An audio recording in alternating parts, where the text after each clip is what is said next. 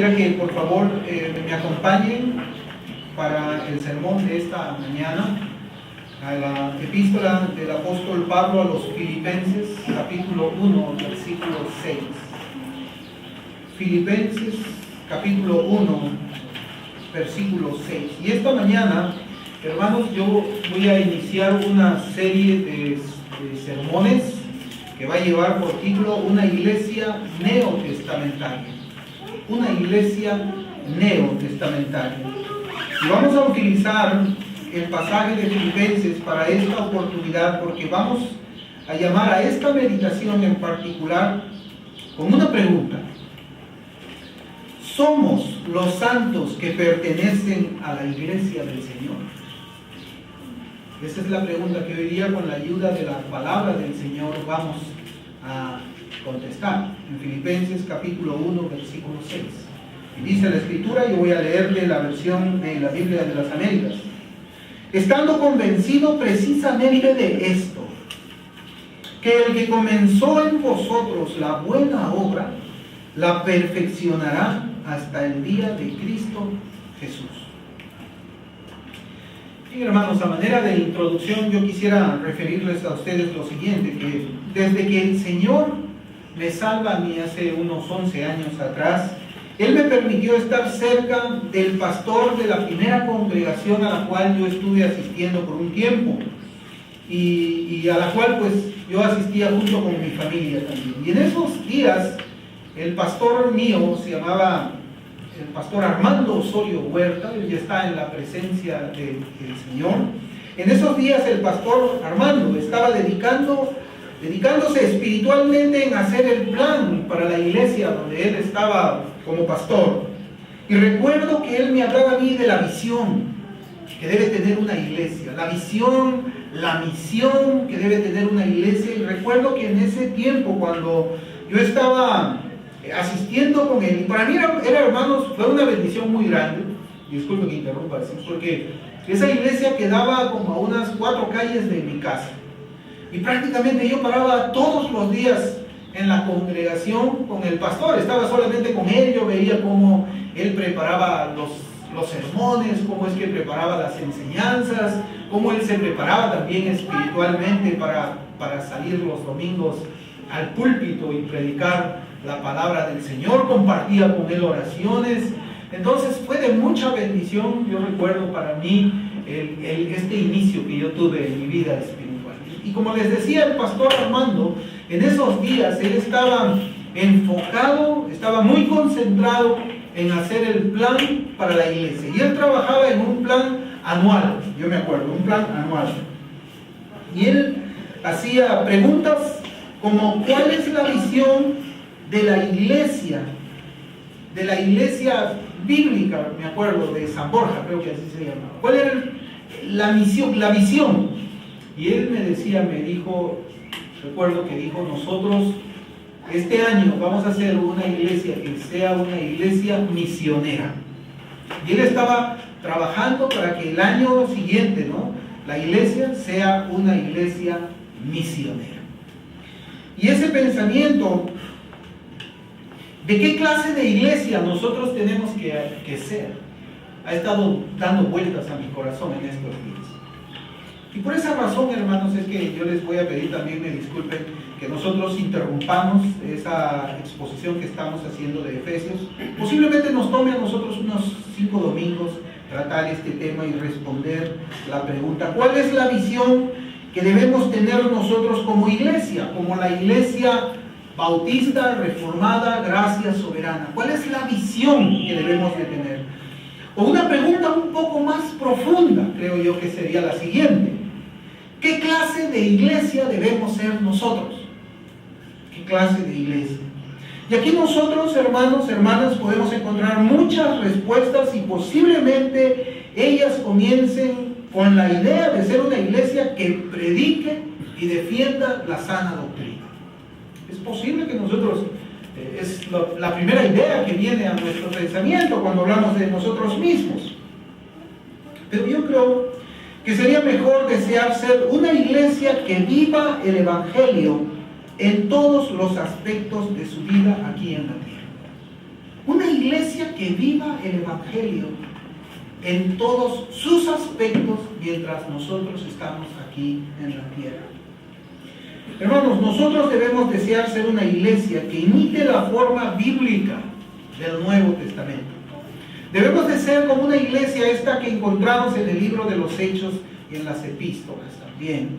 Una iglesia que ame, una iglesia que adore bíblicamente, una iglesia santificada, una iglesia que sea trabajadora, una iglesia que evangelice, una iglesia que se sacrifique, una iglesia que aprenda, una iglesia separada, una iglesia que tenga pasión por Cristo, una iglesia que no tolera las falsas enseñanzas doctrinales, una iglesia que no tolera los falsos profetas. Eso es lo que nosotros deberíamos de ser.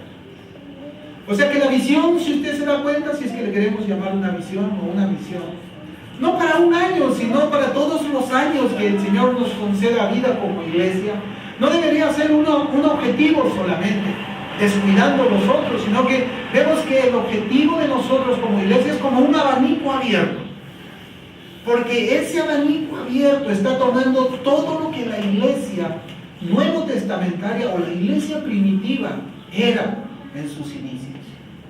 No solamente una iglesia que evangeliza, no solamente una iglesia que sostenga la sana doctrina, sino una iglesia que ame. Y yo comencé hablando de una iglesia que ame porque ese es el primer punto que yo voy a tocar en la próxima oportunidad, si es que el Señor nos da la oportunidad de predicar. Y para todo esto, hermanos, para poder ser todo esto que nosotros encontramos en la iglesia primitiva del Nuevo Testamento, nosotros tenemos que comenzar necesariamente, primero, por ser una iglesia. Tenemos que ser iglesia. Si nosotros no somos iglesia, no vamos a poder hacer nada de lo que nosotros también estamos hablando aquí. Entonces, en primer lugar, es preciso definir qué cosa es una iglesia. ¿Qué es una iglesia? Y yo quisiera traer a esta meditación el significado del término iglesia según 2 diccionarios bíblicos. El primero dice: la iglesia es la comunidad de todos los creyentes del Nuevo Testamento que han sido unidos por el lazo de la fe y de la acción regeneradora del Espíritu Santo de una manera vital a Jesucristo. Interesante definición. Hay otra. Dice: la verdadera iglesia de Dios no es una organización terrenal con gente y edificios, sino una entidad sobrenatural integrada por aquellos que han sido salvados por Jesús. Eso es una iglesia. ¿Usted alguna vez lo había visto de esa manera? Que la iglesia no es el edificio, la iglesia no es necesariamente todas las personas que estamos reuniéndonos en ese edificio, sino que la iglesia está conformada por un grupo peculiar de personas. ¿Quiénes son ellos? Redimidos por la sangre del Cordero. O sea, que para primeramente ser iglesia nosotros tenemos que ser salvados. Una persona que no ha sido salvada no puede ser iglesia o parte de la iglesia. Y uniendo estas dos definiciones sencillas pero profundas, podemos decir que la iglesia es así. Es un organismo sobrenatural conformado por los santos que han sido salvados por el Señor Jesús, quienes se han arrepentido de sus pecados y han puesto su fe en Cristo como Señor y Salvador de sus almas. Señor y Salvador de sus almas. Eso yo quisiera que recordemos. Señor y Salvador de sus almas. Quienes están unidos al Salvador por medio de la acción regeneradora del Espíritu Santo y que además han sido justificados y santificados, o sea, separados para Dios. ¿Somos eso? Pues tenemos que ser eso.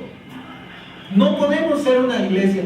Está de más que nosotros nos pongamos objetivos y primeramente no nos identificamos con la definición de iglesia que la Biblia nos trae. Ahora, la pregunta que debe desafiar nuestros corazones y mentes en esta mañana es la siguiente: ¿cómo podemos nosotros reconocer a los santos que forman parte de la iglesia del Señor?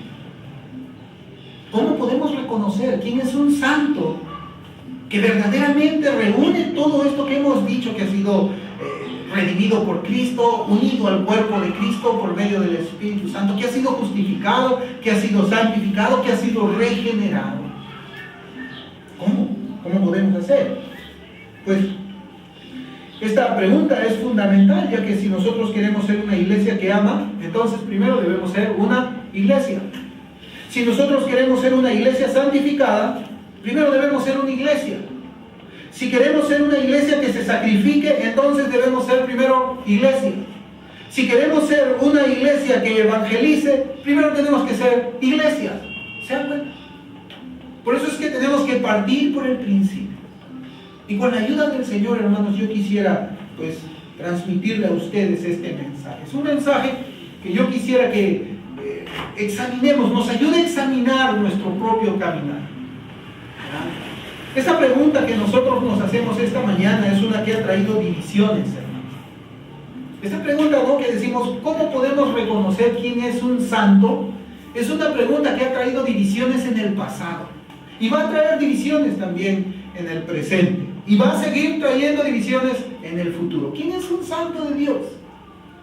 ¿Quién es una persona que verdaderamente ha sido regenerada? Esta es una pregunta fundamental. ¿Quién es un santo visible? Y cómo esa santidad visible debe ser discernida. ¿Quién es un santo visible?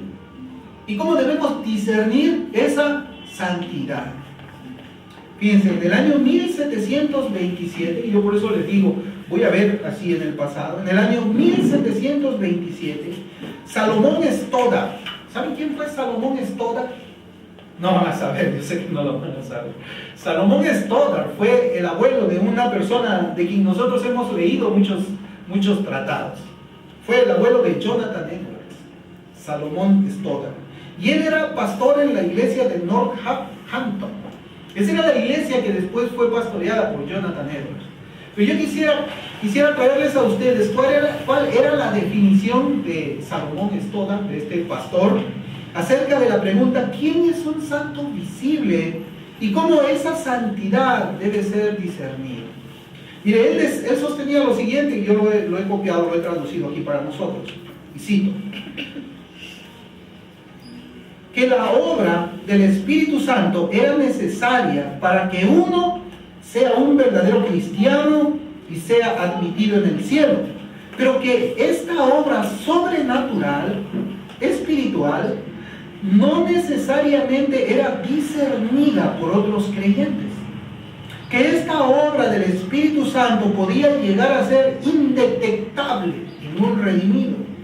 Stoddard enseñó que cualquiera que esté de acuerdo con las doctrinas cristianas, que sea moral en su vida, entonces el tal debía considerarse como parte de la iglesia del Señor. Es interesante, ¿no, hermanos? Miren, esto pasó en el año 1727. Y como les digo, esta posición trajo divisiones en la iglesia.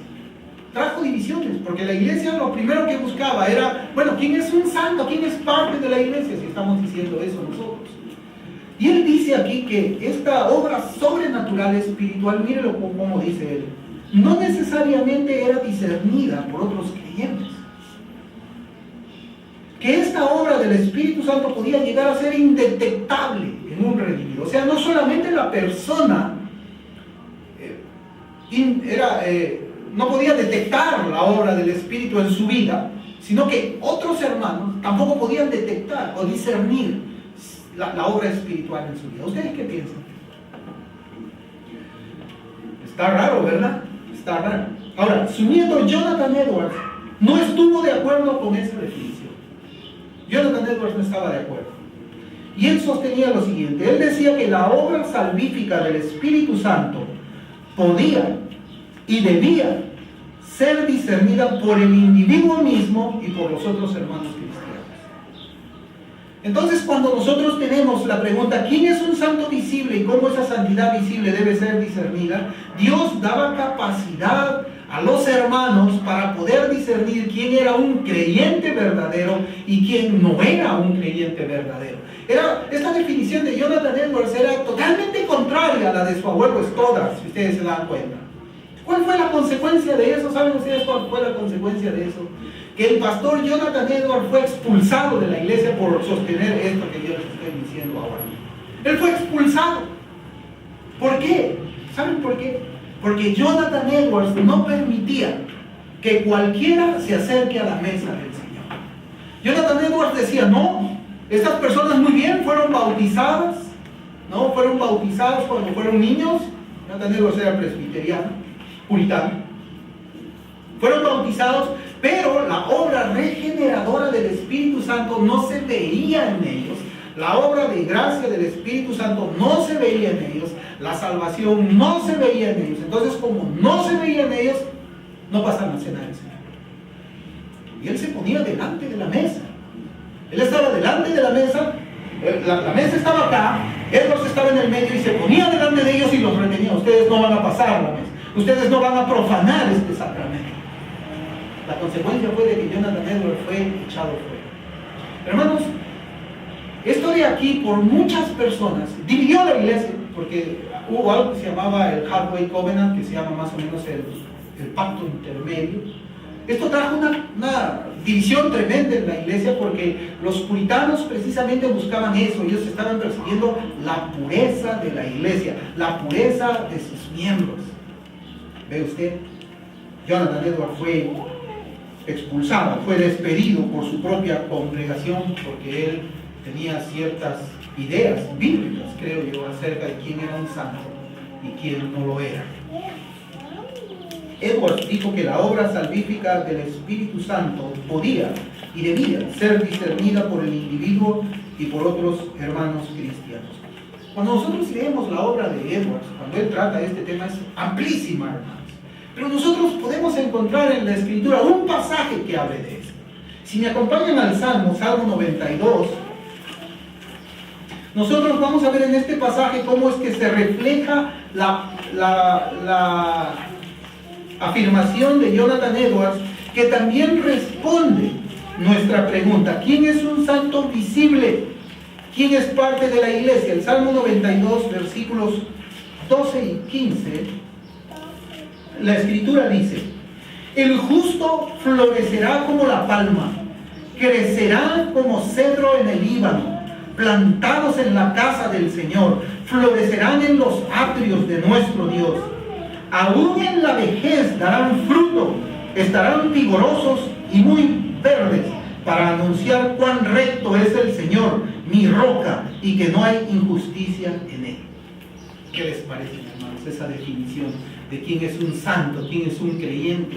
Y dice así: el justo florecerá, florecerá. Dice como la palma, dice crecerá. El justo florece, el justo crece. Y el versículo 14, mire cómo lo dice: aún en la vejez darán fruto, estarán vigorosos y muy verdes. Esto nos enseña, hermano, de que una persona, cuando ha sido salvada, cuando ha sido redimida por el Señor, es una persona que no se toma vacaciones. Es una persona que no dice, bueno, saben, ya esto del cristianismo lo voy a dejar a un lado. Es una persona que no retrocede.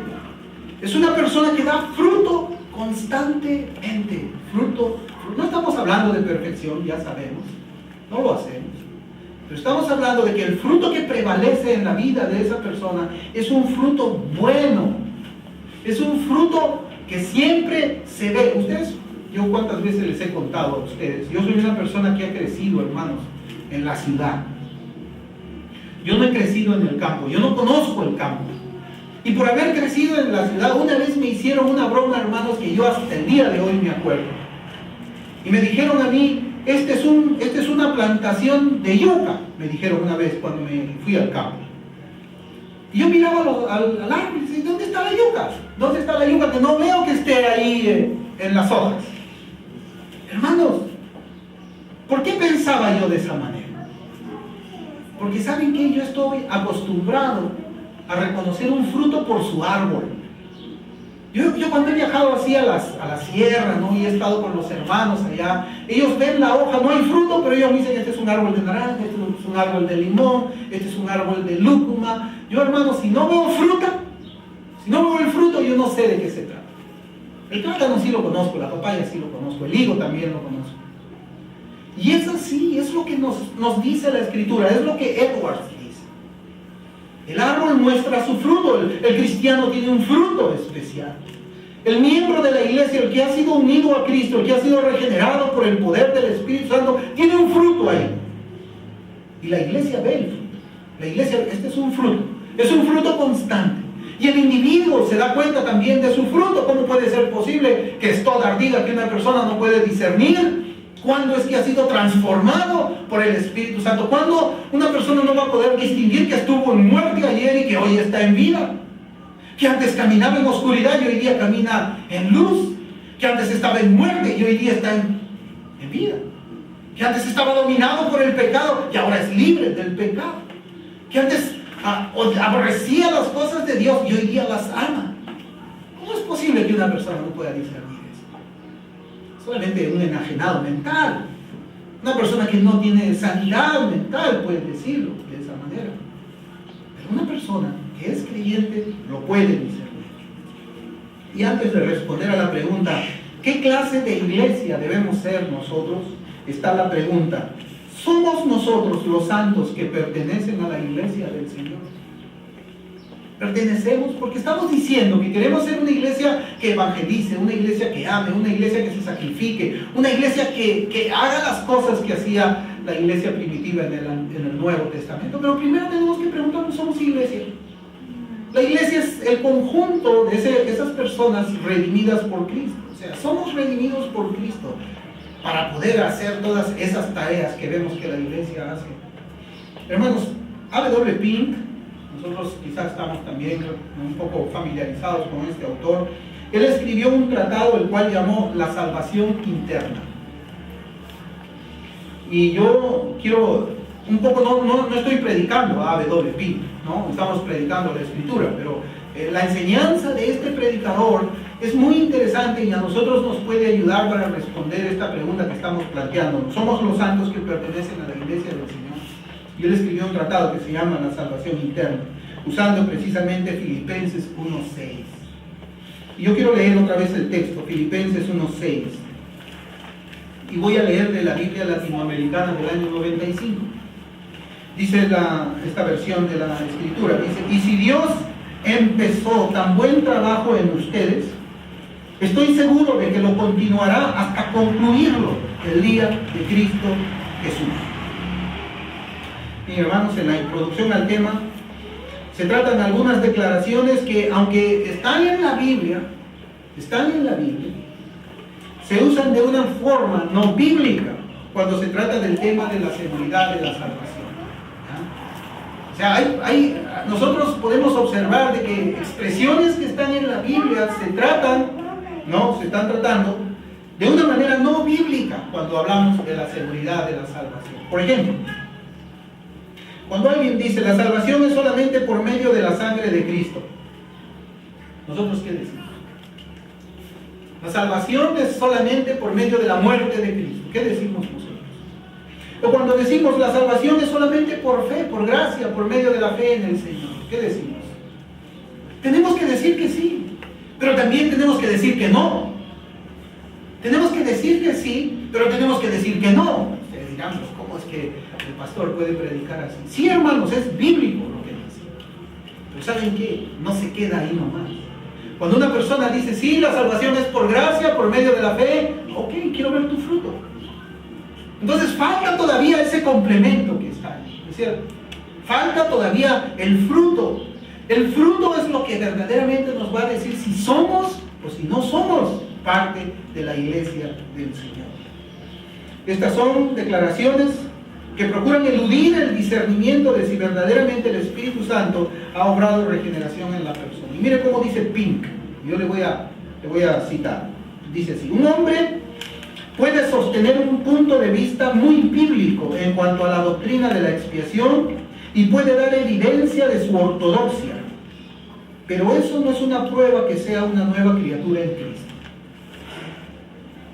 Vaya, nosotros siempre estamos diciendo que somos una congregación que está creciendo mucho en doctrina, que conocemos mucho y nos esforzamos por leer mucho a Berko, a Boswell y a todos los teólogos del pasado, ¿no?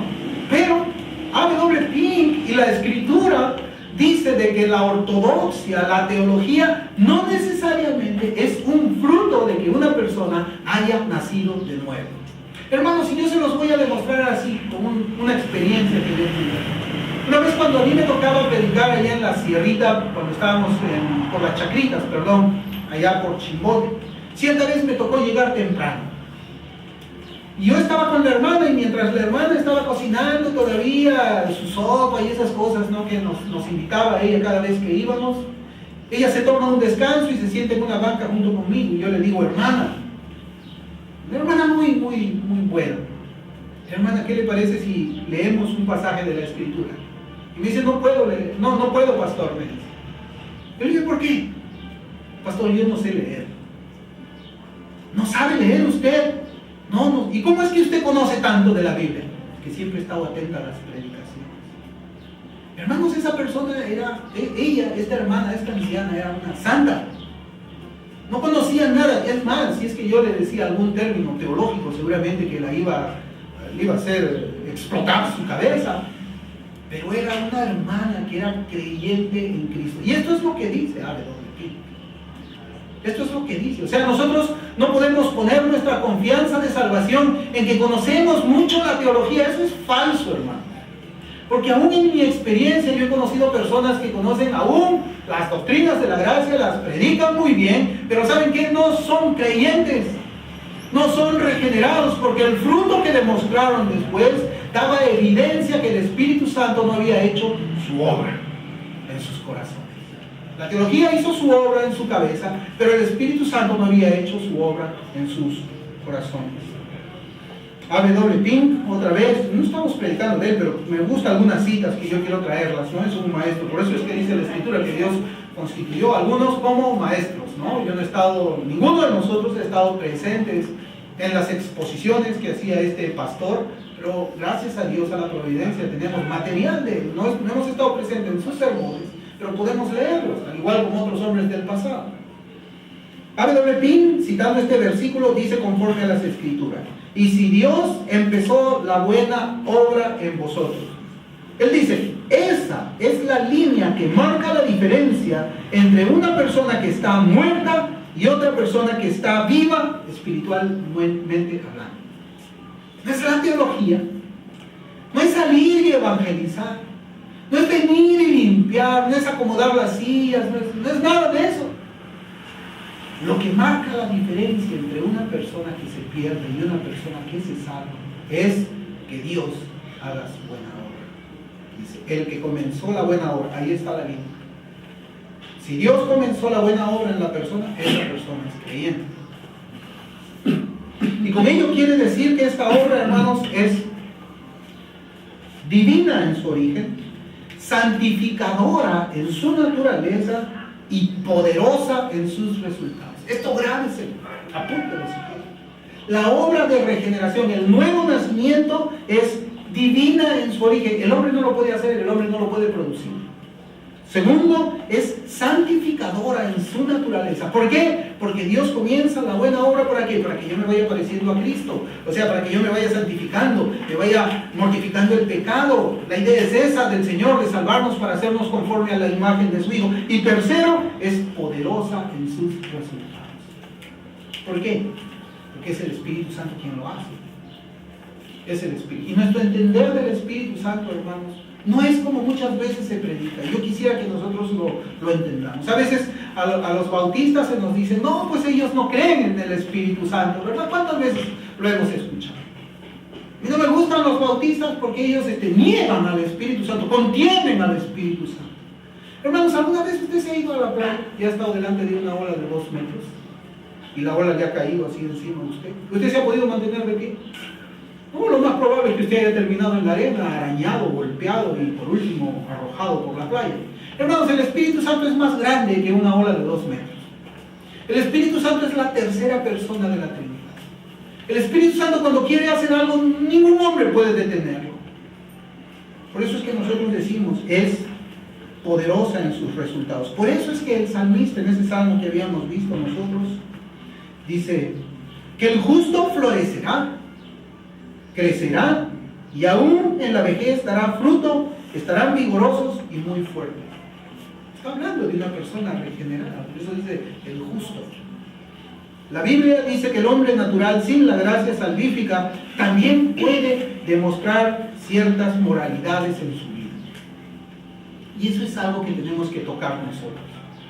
A veces nosotros vemos y decimos, no, esa persona ya no bebe, ya no fuma, debe ser cristiano.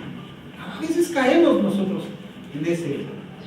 Hermanos, yo he conocido hace algún tiempo, cuando me tocó a mí trabajar en mi trabajo secular, a una persona, hermanos, que tenía una manera muy pacífica de hablar, trataba bien a su esposa, no le gustaba tomar, parecía cristiano, hermano. Él parecía que era un santo ese hombre. Pero ¿saben qué? La gracia de Dios no estaba sobre él. Yo ahora lo entiendo. Era un católico practicante, ¿no? Pero la gracia de Dios no estaba en él, a pesar que era un buen padre de familia. Y eso es lo que nosotros tenemos que observar, de que el hombre natural, el hombre sin Cristo, todavía puede demostrar ciertas cosas buenas, morales, en su vida. Por ejemplo, Santiago 3:9 nos dice que todos los hombres han sido creados a la imagen de Dios. ¿Qué quiere decir cuando Santiago 3:9 nos dice eso? Nos dice que ha sido creado con un alma racional, con un alma inmortal, dotada de conocimiento, justicia, santidad verdadera, teniendo la ley de Dios escrita en su corazón. ¿No dice así la Biblia del hombre incrédulo, que tiene la ley escrita en su corazón? Pero no es algo. La caída dañó esta imagen, pero todavía los elementos se encuentran allí, debilitados, pero no destruidos. Por eso es que el hombre incrédulo aún sabe cuándo actúa mal, porque Dios le ha dotado de una conciencia. El ladrón, cuando roba y ve a la policía, inmediatamente tiene miedo. Él no sabe que la policía le persigue, pero tiene miedo porque su conciencia le acusa. De igual forma, Pablo nos dice que aún el pagano, como ya les decía, ¿no? En Romanos 2:15, aún el pagano, el hombre que está sin Dios, muestra la ley de Dios escrita en su corazón. Pero ¿qué dice más adelante? No hay quien haga lo bueno, ni siquiera uno. Proverbios 20:27 dice: lámpara del Señor es el espíritu del hombre que escudriña lo más profundo de su ser. Adam Clarke afirma que este proverbio demuestra que Dios le ha dado a cada hombre una conciencia para hacer diferencia entre lo bueno y lo malo. Hermanos, estos pasajes nos enseñan que el hombre, guiado por su conciencia natural, puede hacer lo que es bueno, sin tener la menor chispa de la obra salvífica de Dios en sus almas. El Señor lo dijo muy claro, muy sencillamente lo dijo. En Lucas 11:13, Él dice: pues si vosotros, siendo malos, sabéis dar buenas dádivas a vuestros hijos. Miren cómo dice. Ustedes siendo malos, ustedes siendo pecadores, ustedes que están sin la gracia salvífica de Dios, saben hacer cosas buenas. Por eso es que nosotros tenemos que llegar, hermanos, a lo profundo de esta pregunta de quién es un santo visible. Y no debemos confundirnos con la moralidad. No debemos confundirnos, no debemos decir, bueno, dejó el licor. No, de repente está dejando el licor porque tiene cáncer al hígado. Ha dejado el cigarro, de repente deja el cigarro porque tiene cáncer al pulmón. Pero no es la obra salvífica, no es la obra salvífica. Nuestro versículo nos dice acerca de cómo es esta obra divina. En Filipenses 1:6 dice: estando convencido precisamente de esto, que el que comenzó en vosotros la buena obra, la perfeccionará hasta el día de Cristo Jesús. Y en primer lugar, hermanos, debemos notar que esta es una obra hecha por Dios en el interior de los hombres. ¿Por qué? Porque dice: el que comenzó la buena obra en vosotros. O sea, es una obra interior, es una obra en el corazón de la persona que se encontraba sin Cristo en el mundo. Es una obra sobrenatural. Es una obra sobrenatural. En consecuencia, es una obra que afecta el interior de la persona. Afecta el interior de la persona, implantando en él o en ella, ¿qué cosa? Un principio de justicia que antes no tenía. Y que ahora ese principio gobierna cada uno de los aspectos de su vida. Hermano, ese principio, ¿sabe qué? No solamente lo va a gobernar usted mientras esté en la casa. Ese principio de justicia usted lo tiene en su corazón.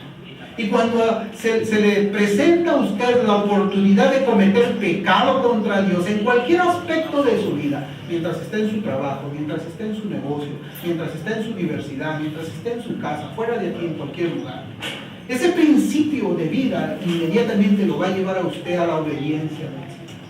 Es un principio de justicia, ¿ya? Y gobierna cada uno de los aspectos de nuestras vidas. No estamos hablando de perfección, como vamos a ver, pero gobierna mi vida. Antes yo era gobernado ¿por quién? Por el pecado, por el diablo. Dice la Escritura que yo estaba atrapado en el lazo del diablo, haciendo la voluntad de él, dice 2 Timoteo 2:26. Yo no hacía mi voluntad, yo hacía la voluntad de él. Romanos 6 también dice que antes yo presentaba mis miembros ¿a qué? A la injusticia. Y ahora ¿a qué los presento? A la justicia. Por eso es que yo digo, no, esa obra es discernida. Y Stoddard se equivocó. Y Edwards tenía razón, porque Edwards estaba apoyado en la Escritura.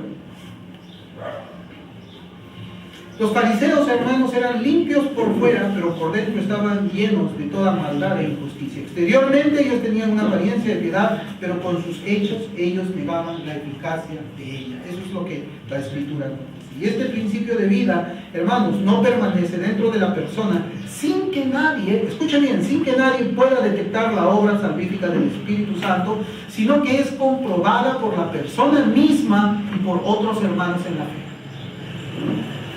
Por otros hermanos en la fe. Así es. La persona que ha sufrido conversión de parte del Espíritu Santo revela que Cristo ha sido crucificado en su propia persona.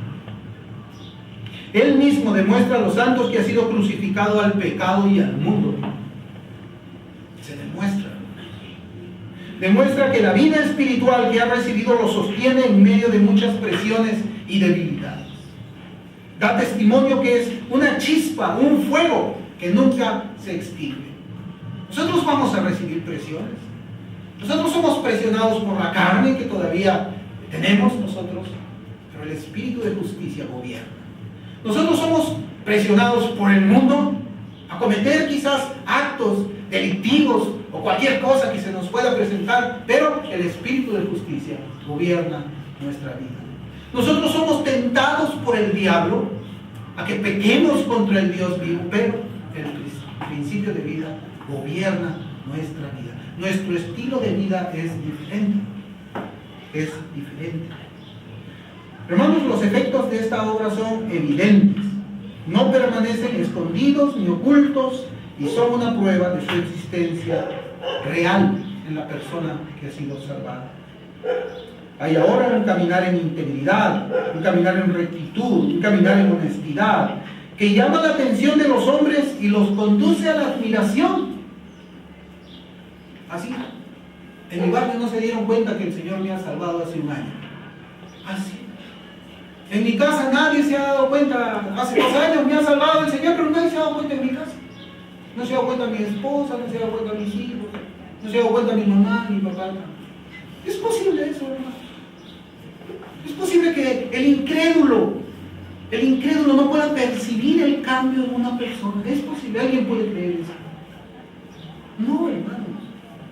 Mis amigos no se dan cuenta, los amigos con los que yo salgo y camino desde los 15 años no se han dado cuenta que Dios me ha salvado. Así. No se han dado que sigues viviendo con Él la misma vida que vivías antes. Entonces será porque Dios no te ha salvado. Si tu familia no se da cuenta que tú has sido salvado por Dios, será pues que no fuiste salvado. Si la iglesia no reconoce el fruto del Espíritu Santo en tu vida, es porque no lo tienes. Es una obra evidente, hermanos. Es una obra evidente. Esta persona que es salvada no solamente busca más conocimiento de la verdad, sino que esta verdad afecta con poder toda su vida. Afecta con poder toda su vida. Cuanta más luz obtiene de la palabra de Dios, sus sentimientos se ven más afectados con más gracia divina. Esta obra milagrosa lo ha convertido en un hombre íntegro. Él ahora es recto, tanto en privado como en público. Y un día yo quiero también predicar de la integridad. ¿Qué es la integridad cristiana? Porque eso es parte de la característica de un regenerado, la integridad cristiana. Y voy a predicarlo también. Pero es así, cuanta más luz obtiene de la palabra de Dios, más gracia se ve en su vida. Por eso es cuando nosotros hablamos de conocimiento, queremos conocer más, queremos saber más doctrina, más, pues entonces debe haber más gracia, y más gracia, y más gracia. Si más conocemos, debemos ser más santos. Porque si no, ¿a dónde se está yendo todo ese conocimiento? ¿A dónde se está yendo todo lo que aprendemos? ¿Ah? Acerca de los atributos de Dios, la persona de Dios, la santidad de Dios. ¿A dónde se está yendo todo eso? Si es que no afecta a mi vida con poder. Hay algo malo ahí. Hay algo malo. Quizás hasta la conciencia ya de tanto pecar y tanto pecar y tanto pecar, simplemente se acostumbró a vivir con el pecado. Pero el intelecto está llenándose de la doctrina de la Escritura. El que ha sido salvado ahora es una persona que anhela a Dios, que tiene hambre y sed de justicia, es humilde y tierno con los incrédulos y con sus hermanos en la fe. Por eso es algo que yo voy a predicar, hermanos. Lo primero que yo voy a predicar es que nosotros tenemos que ser una iglesia que ame. Y algo que yo ya tengo así en mi mente es, a veces nosotros creemos, yo llego, le doy la mano a la hermana, le sonríe, Dios le bendiga, hermano, ya le amé. No, hermano, esos son buenos modales, eso no es amor. O viene un hermano nuevo, un hermano que ya, hermano, o sea, Dios le bendiga, su abrazo, ya, estoy amando. No, hermano, eso no es amor. Esos son buenos modales, eso es lo que nos enseñaron nuestros padres a saludar cuando éramos niños.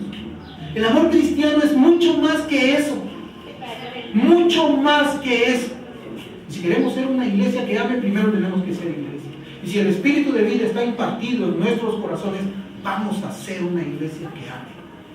Y una iglesia que evangelice. Y una iglesia que tenga conocimiento. Y una iglesia que se sacrifique. Y una iglesia que se santifique. Si es que el Espíritu de Dios ha hecho la buena obra en nosotros.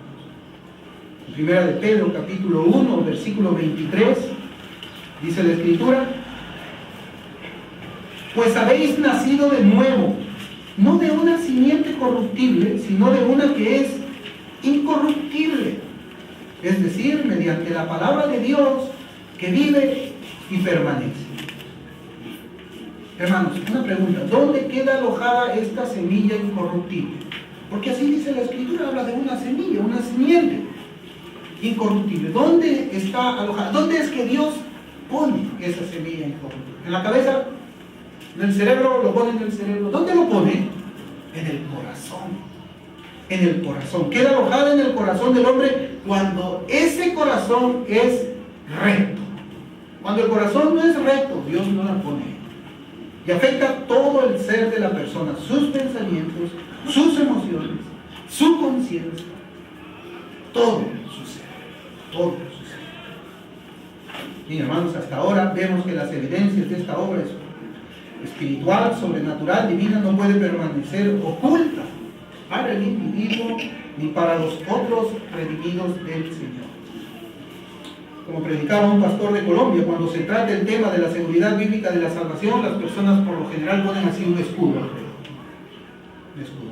Nadie toca mi salvación. Ponen un escudo de protección alrededor de ellos para que nadie cuestione el estado espiritual. Así lo predicaba y yo estoy de acuerdo con eso. En la experiencia, ¿qué? ¿Estás diciendo que yo no soy salvo? ¿Así te estás metiendo conmigo? ¿Qué? ¿Cómo que no soy salvo? Pues si yo hice mi oración, yo vengo a la iglesia, yo predico afuera, yo soy salvo. Hermanos, ese es el fruto. Ese es el fruto de una persona salva.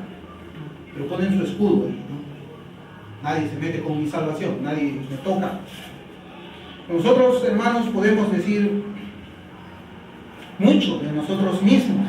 Podemos pensar mucho de nosotros mismos, como queremos hacerlo. Pero no queremos ir a lo que dice la Biblia sobre este tema tan fundamental que es la seguridad del creyente. Y preferimos, ¿saben qué? A veces escuchar lo que nuestro corazón nos dice. Mi corazón me quiere decir a mí: no, sí, tú eres salvo.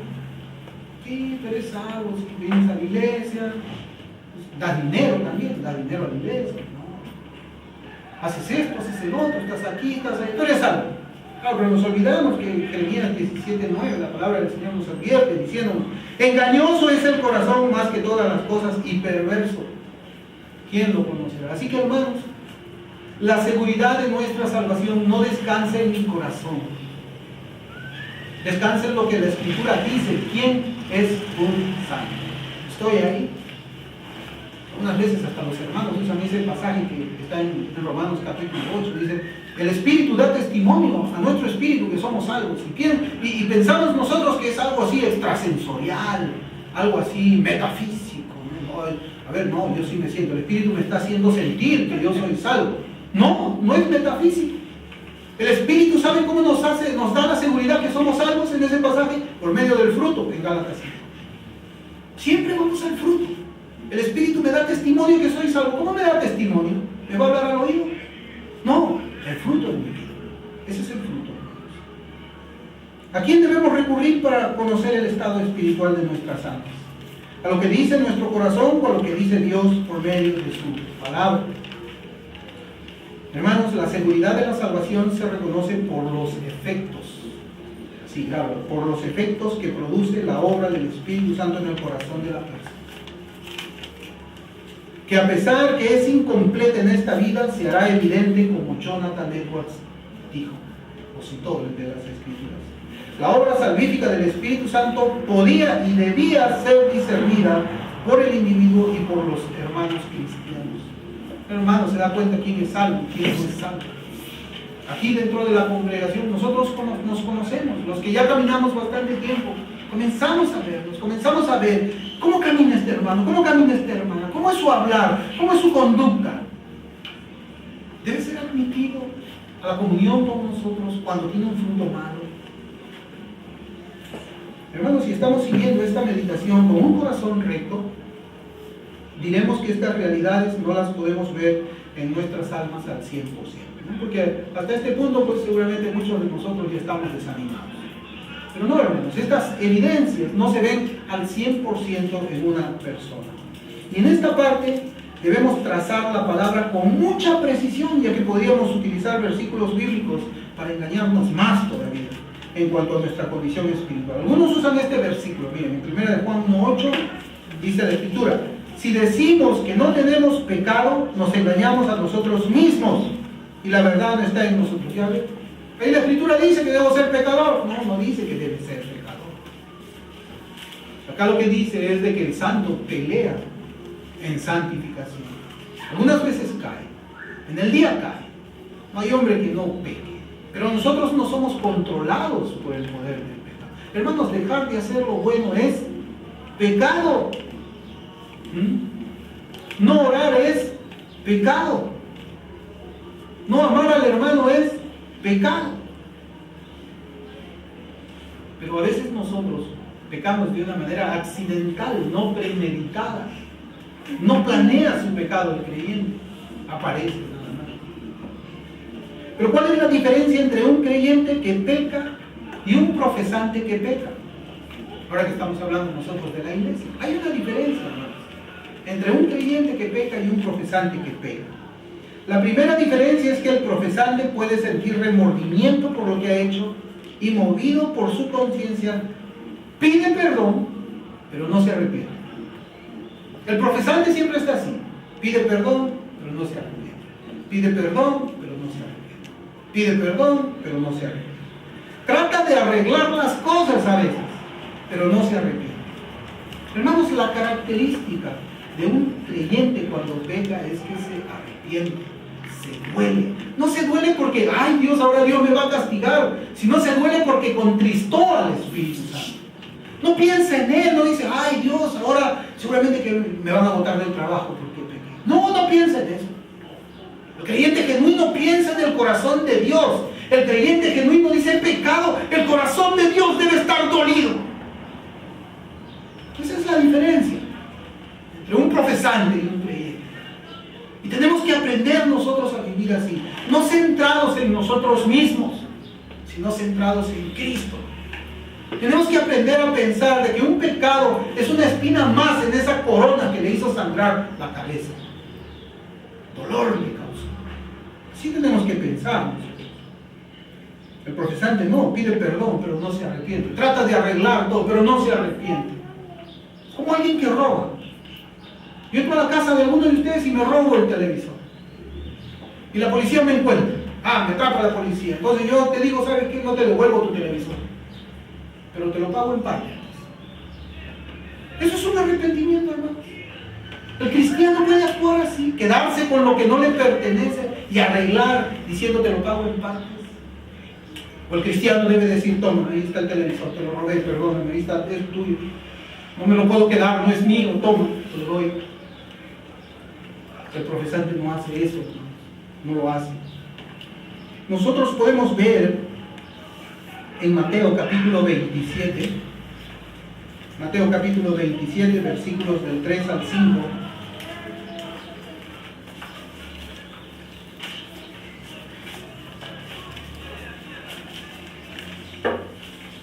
Dice la Escritura: entonces Judas, el que le había entregado, viendo que Jesús había sido condenado, sintió remordimiento y devolvió las 30 piezas de plata a los principales sacerdotes y a los ancianos, diciendo: he pecado entregando sangre inocente. Pero ellos dijeron: ¿a nosotros qué? Allá tú. Y él, arrojando las piezas de plata en el santuario, se marchó y fue y se ahorcó. Este pasaje, hermanos, dice que Judas sintió remordimiento. Reina Valera 60 dice: devolvió arrepentido, ¿no? Lo que debemos decir es que esta palabra griega es diferente a la que el Nuevo Testamento usa para hablar del arrepentimiento para vida, ¿no? Nosotros tenemos nuestra traducción en español, mira, Judas se arrepintió, y por otro lado hablamos del arrepentimiento para vida, pero en el griego original son dos palabras diferentes. Esta palabra expresa el cambio de parecer después de haber hecho algo condenable. Describe el deseo que hubiera sido mejor no haber hecho lo que él hizo.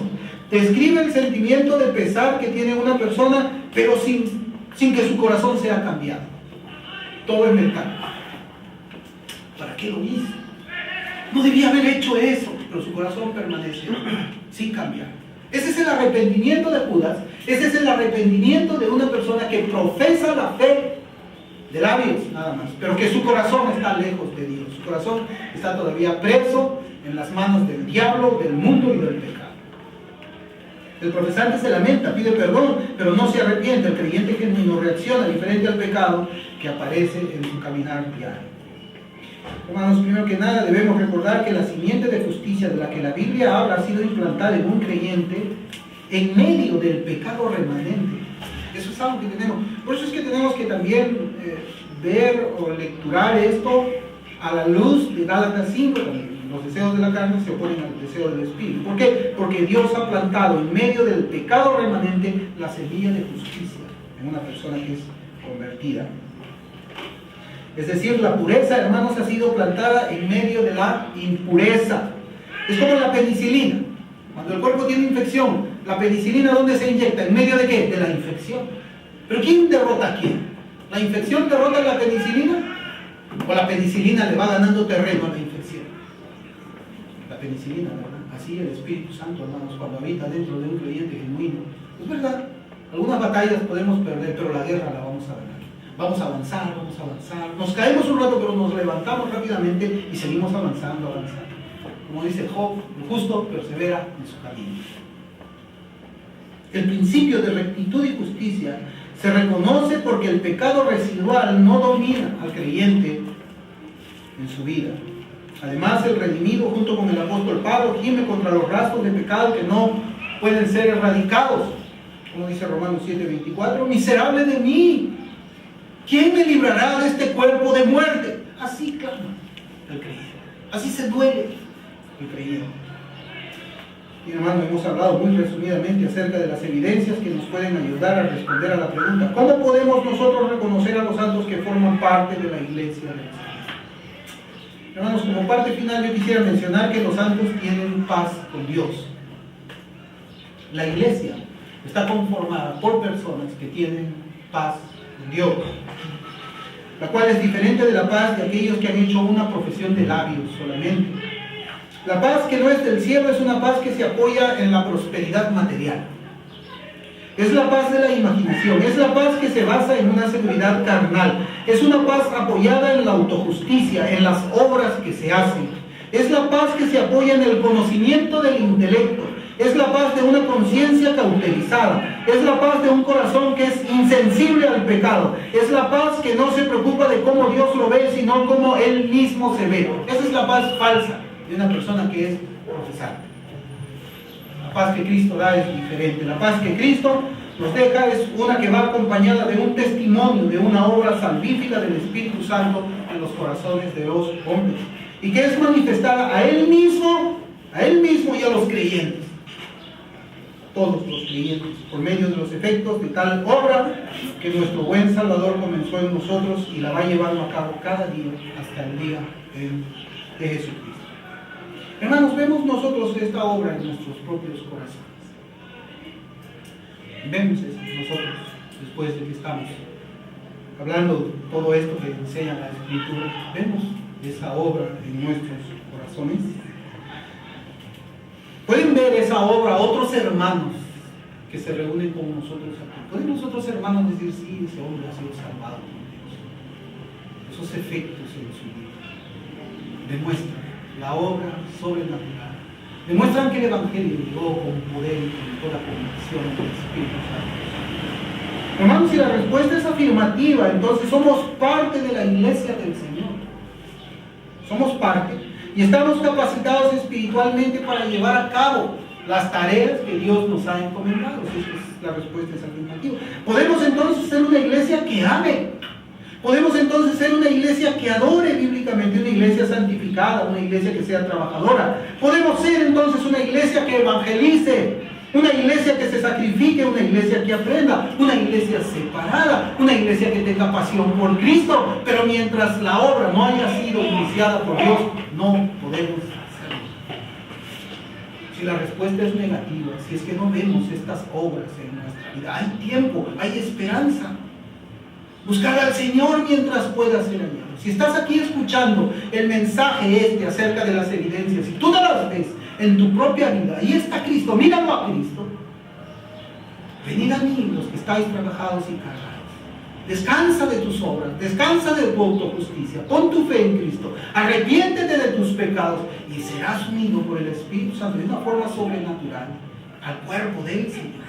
Y las evidencias de las cuales nosotros hemos estado hablando florecerán en ti. Ese Salmo 92 será la característica de tu vida, pero solamente lo puede hacer Cristo.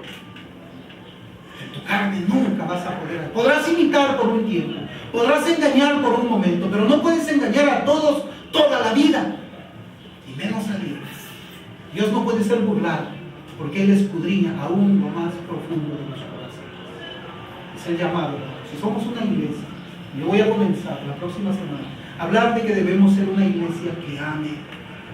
Pero primero tenemos que ser iglesia. Si queremos hacer las obras que hace la iglesia, hermanos, tenemos que ser iglesia. No debemos preocuparnos en cuántos somos nosotros. El Señor con 12 hombres puso de vuelta el mundo entero. Nosotros también. No nos fijemos en el número. Elías fue uno solo y mató 450 profetas falsos de Baal. No tenemos que sacar las cuentas o medir las fuerzas en cuántos soldados conforman este ejército. Hay que pedirle a Dios que nos abra los ojos para poder ver esos ángeles que están alrededor de nosotros y que pelearán la batalla por nosotros. Es un mensaje de esperanza, la seguridad de nuestra salvación. ¿Ha hecho la buena obra Dios en tu vida? Oremos. Amado Señor, te damos gracias, Padre, por tu palabra, por esta enseñanza que hemos traído aquí, Señor. Padre, que podamos nosotros discernir nuestra propia condición espiritual por medio de tu palabra. Señor, que este mensaje toque lo más profundo de nuestros corazones, Señor. Lo pongamos por obra. Y que, Señor, si acaso hay alguien aquí que todavía no te conoce de una manera salvífica, Señor, que se rinda su vida, que la entregues. Te damos las gracias en el nombre de Jesús.